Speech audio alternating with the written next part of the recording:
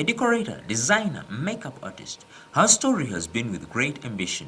First born in a family of 3 girls, Susan began her entrepreneurship journey with admiration and focus. As a little girl, Susan kept close to her mother as she went about her tailoring work and gripped her admiration with zeal to do it better. My childhood, I would love all these things I do right now.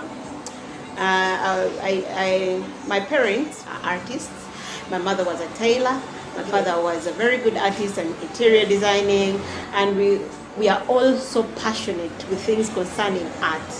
We are all so passionate. So when I used to see what my mother and father used to do, especially my mother, when she used to employ people, and they would come in and they do tailoring, and I would do some small pieces with them. Then I designed myself at church. At a very young age, ladies would send me notes in church and tell me, "You're very smart, you're looking so good." So from there, I had to take it on. A School of Fine Art Makerere graduate, Susan had a stint into employment only during her advanced level vacation with a supermarket as a cashier.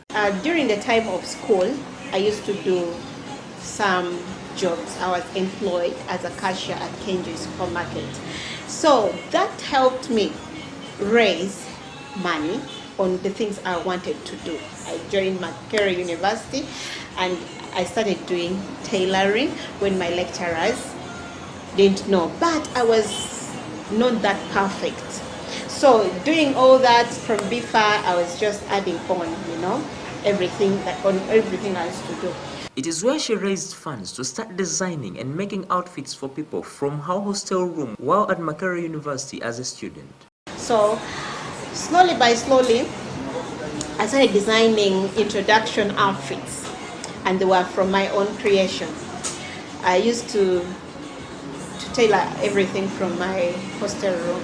That was at Sapinto Makerere Chikoni, and people got interested. One client would tell another, one client would tell another. From one, Susan built clientele that trusted she would preside over big events.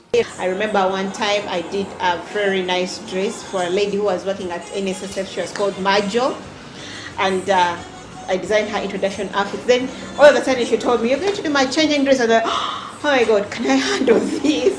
So I was a bit scared, but I kept on trusting myself. I did the dress. It came out so nicely. People loved the outfit. I remember one artist, Irene Namatovu, had to use it on her introduction. The same design I did for Majo. I was like, "Oh, this works." So I kept on doing that while I was studying at campus. Her story is one of love, but with hard time to reconcile class with her passion and ambition. But somehow, that lady called Majo connected me to some other lady, and this wedding was too big. I remember I had my final exams. I was really stressed. When it's final at BIFA, oh my God, it's a lot of work. Then I had a wedding to handle.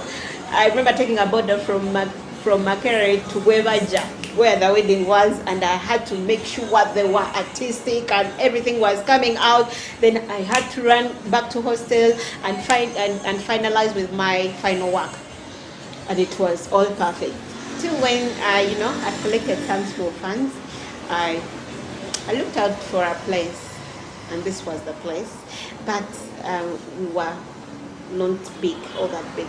It was a small thing, and I remember the landlord told me, "No, I'm not giving out this place." So I gave him my plan. I showed him my vision, and he was really interested that he had to give me the place. And I started slowly by slowly. People came in. I started from scratch. I learned all the mistakes. I adjusted accordingly. Susan believes managing clients well is the best way of dealing with most challenges that this business presents.